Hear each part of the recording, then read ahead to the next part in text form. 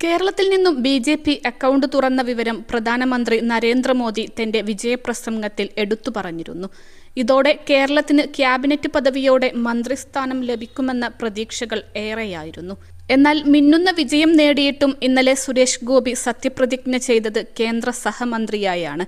ഇതോടെ അദ്ദേഹത്തിന് അർഹിച്ച പരിഗണന ലഭിച്ചില്ലെന്ന പരിഭവം ബി.ജെ.പി. പ്രവർത്തകർക്കുണ്ട്. പുറമെ പ്രകടിപ്പിക്കാൻ ഇല്ലെങ്കിലും കേന്ദ്ര മന്ത്രിസഭയിൽ അർഹമായ പരിഗണന ലഭിക്കാതെ പോയതിൽ സുരേഷ് ഗോപിയും അതൃപ്തനാണ്. തൃശൂരിൽ മിന്നും വിജയം നേടി ബി.ജെ.പി. കേരളത്തിൽ ലോക്സഭ അക്കൗണ്ട് തുറന്നിട്ടും സഹമന്ത്രി സ്ഥാനം മാത്രം നൽകിയതിലാണ് സുരേഷ് ഗോപിക്ക് അതൃപ്തിയുള്ളത്.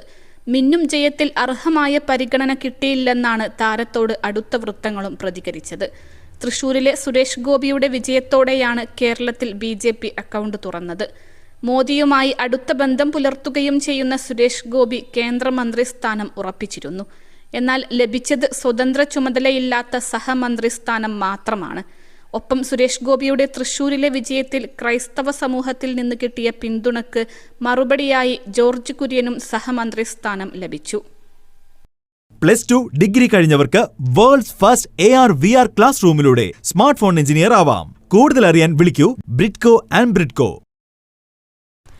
തൃശൂരിൽ LDF-നെയും UDF-നെയും തറപറ്റിച്ച് നേടിയ വിജയത്തിന്റെ മാധുര്യത്തിൽ കല്ലുകടിയാകുകയാണ് സുരേഷ് ഗോപിയുടെ അതൃപ്തി.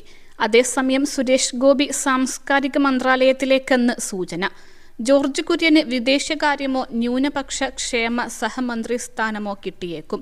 സിനിമയിൽ അഭിനയിക്കാനുള്ള സൗകര്യം കണക്കിൽ എടുത്താണ് സുരേഷ് ഗോപിക്ക് സഹമന്ത്രി സ്ഥാനം നൽകിയതെന്നാണ് ബി.ജെ.പി. നേതൃത്വം നൽകുന്ന വിശദീകരണം. നേരത്തെ തന്നെ സിനിമയുടെ തിരക്കുകൾ താരം കേന്ദ്ര നേതൃത്വത്തെ ബോധിപ്പിച്ചിരുന്നു. ഇന്നലെയാണ് രാഷ്ട്രപതി ഭവന്റെ അങ്കണത്തിൽ ആയിരങ്ങളെ സാക്ഷിയാക്കി സുരേഷ് ഗോപിയും ജോർജ് കുര്യനും സത്യവാചകം ചൊല്ലി അധികാരമേറ്റത്. സത്യപ്രതിജ്ഞ ചെയ്യും വരെ പദവി രഹസ്യമായിരുന്നു. മോദി വിളിച്ചതിന് പിന്നാലെ തിരുവനന്തപുരത്ത് നിന്ന് കുടുംബസമേതമാണ് സുരേഷ് ഗോപി ഡൽഹിയിലെത്തിയത്. രാവിലെ ഡൽഹിയിലെത്തിയ കേരള ഹൗസിലെത്തിയ ജോർജ് കുര്യൻ വിവരം രഹസ്യമാക്കി വെച്ചു. പ്രധാനമന്ത്രിയുടെ വസതിയിൽ നടന്ന ചായ സൽക്കാരത്തിൽ പങ്കെടുത്തതിന് പിന്നാലെയാണ് മന്ത്രിസഭയിലേക്കെന്ന് വ്യക്തമായത്. സുരേഷ് ഗോപിയുടെ തൃശൂരിലെ വിജയത്തിൽ ക്രൈസ്തവ സമൂഹത്തിൽ നിന്ന് കിട്ടിയ പിന്തുണക്കുള്ള മറുപടിയാണ് ജോർജ് കുര്യന്റെ മന്ത്രിസ്ഥാനം.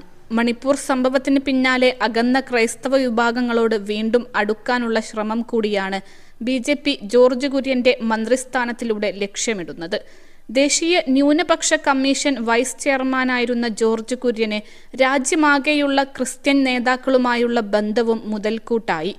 ഒ. രാജഗോപാലിന്റെ OSD-ആയി പ്രവർത്തിച്ച അനുഭവ സമ്പത്തും ജോർജ് കുര്യനുണ്ട്. അൽസലാമ ഐ ഹോസ്പിറ്റൽ 21 ലക്ഷത്തോളം സന്തുഷ്ടരായ ഉപഭോക്താക്കളും 2 ലക്ഷത്തോളം തിമിര ശസ്ത്രക്രിയകളും പൂർത്തിയാക്കിയ മലബാറിലെ ഏക കണ്ണാശുപത്രി. ലോകോത്തര നിലവാരമുള്ള ചികിത്സാ സംവിധാനങ്ങൾ, എല്ലാ നേത്രരോഗ ചികിത്സാ സൗകര്യങ്ങളും വിദഗ്ധരായ ഡോക്ടർമാരുടെ മേൽനോട്ടത്തിൽ. Al Salama eye hospital, hospital road, Perinthalmanna.